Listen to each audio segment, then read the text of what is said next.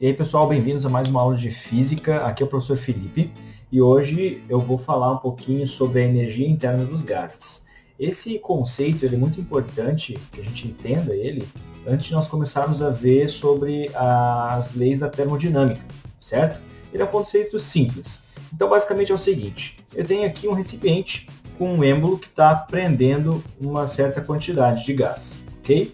Então, inicialmente, quando a gente começou a pensar sobre como calcular a energia interna de um gás, desse gás aqui, por exemplo, de um gás qualquer, né, que estaria presente dentro de um recipiente.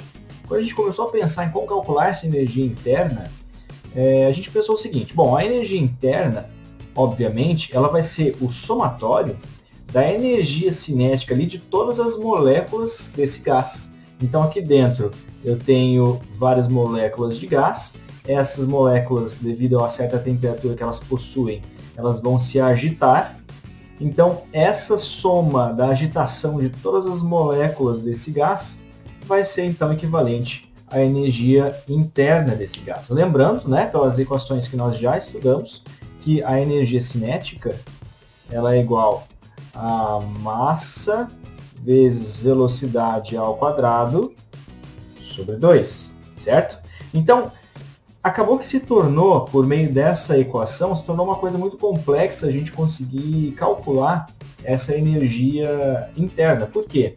Porque não tem como você saber exatamente a velocidade de cada uma das moléculas ali.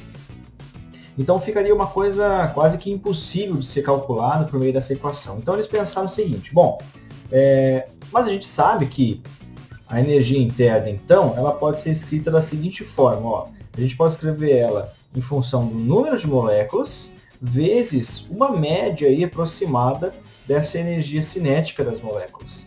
Então, se eu multiplicar o número delas pela média da energia cinética, eu conseguiria também esse valor da energia interna. Mas ainda assim ficaria algo muito complicado, porque a gente não saberia exatamente o número de moléculas e saber uma média também dessa energia cinética ainda não seria uma tarefa fácil. Então o pessoal que começou a pensar nessa equação começou a quebrar a cabeça e através de uma série de cálculos aí um pouco complicados que não convém para a gente aqui, porque não é o foco desse conteúdo, né?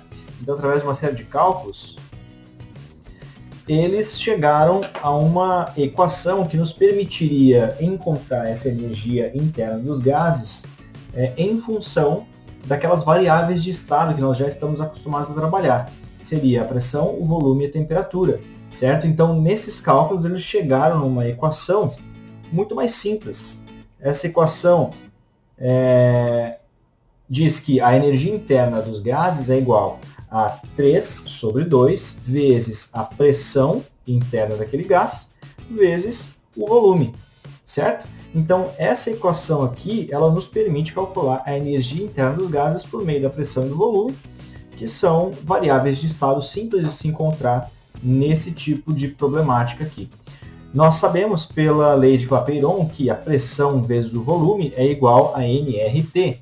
Então, essa equação também pode ser reescrita da seguinte forma: 3 sobre 2 vezes N vezes R vezes T, ok? Então, por meio dessas duas equações aqui, é possível que nós calculemos a energia interna dos gases, certo? Outra coisa importante,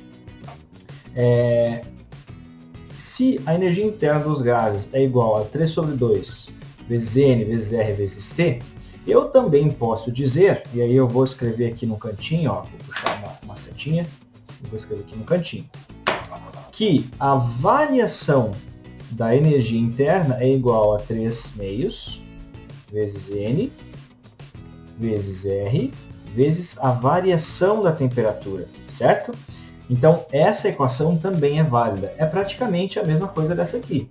A diferença é que eu estou falando em termos de variação.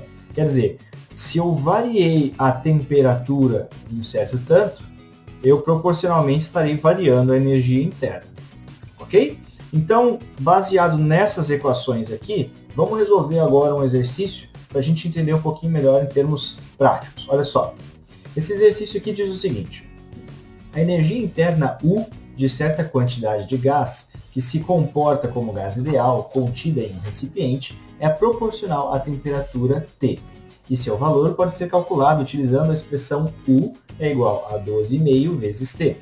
A temperatura deve ser expressa em Kelvin e a energia em joules, como vocês já estão carecas de saber, né?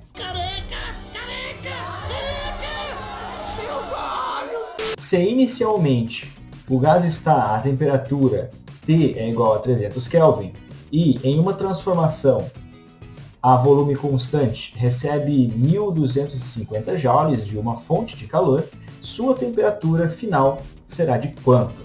Certo? Esse é um exercício da Unesp. Bom, vamos voltar aqui para a nossa folha e vamos tentar resolver essa questão aí. Olha só.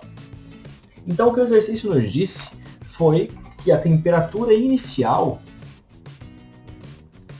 era igual a 300 Kelvin. Ele também disse que eu tive um acréscimo aí de energia interna, né? Então eu tive uma variação da energia interna de 1.250 joules. Beleza. Mas aí ele deu pra gente uma equação. Ele falou que a energia interna é igual a 12,5 vezes T, que é a temperatura. Bom, agora vocês lembram que eu acabei de explicar que é válido também dizer que a variação da energia interna seria igual a uma equação onde eu também estou com uma variação de temperatura aqui, certo? Então, isso e isso é a mesma coisa. É válido dizer isso aqui, não tem problema nenhum. Certo? Agora que eu lembrei disso aqui, fica muito fácil resolver, porque a variação da energia interna ele já me deu aqui, olha só. Então, basta eu pegar esse valor e colocar na equação. Então, 1.250 seria igual a 12,5 vezes variação de temperatura. Logo, a variação da temperatura vai ser 1.250 sobre 12,5. E a divisão disso aqui, claro, 100 Kelvin. Lembrando, né, que a temperatura está em Kelvin. Ok, mas essa é a resposta que ele pediu? Não, a resposta que ele pediu é qual que é a temperatura final. Mas, gente, agora está muito fácil. Por quê? Porque eu sei que variação de temperatura vai ser a temperatura final menos a temperatura inicial. E a temperatura final é que eu quero. Se eu isolar a temperatura final da equação, eu vou ter aqui a temperatura final é igual a variação de temperatura mais a temperatura inicial. Por quê? Porque eu passei a temperatura inicial lá para o outro lado da igualdade. Bom, já tenho esses dois valores, eu sei que ΔT é igual a 100 e a temperatura inicial, como ele me deu lá no início, 300. Logo, a minha temperatura final será de 400 Kelvin. Então o conceito é bem simples, tá? Vou virar a folha aqui. Novamente, o conceito é simples. Para você calcular a energia interna de um gás, você pode usar a equação que diz que ela é igual a 3 sobre 2 vezes pressão vezes o volume, ou então 3 sobre 2 vezes N, que é o número de mol, vezes R, que é a constante, vezes T, que é a temperatura. Todos esses conceitos vocês já viram, já estudaram nas aulas anteriores, então não tem nenhuma novidade nesse aspecto. Lembrando também que dizer que a variação da energia interna pode ser igual a 3 sobre 2 vezes o número de mol, vezes a constante R, vezes a variação da temperatura. Certo? Bom, era isso que eu queria dizer por hoje. Até a próxima aula. Valeu!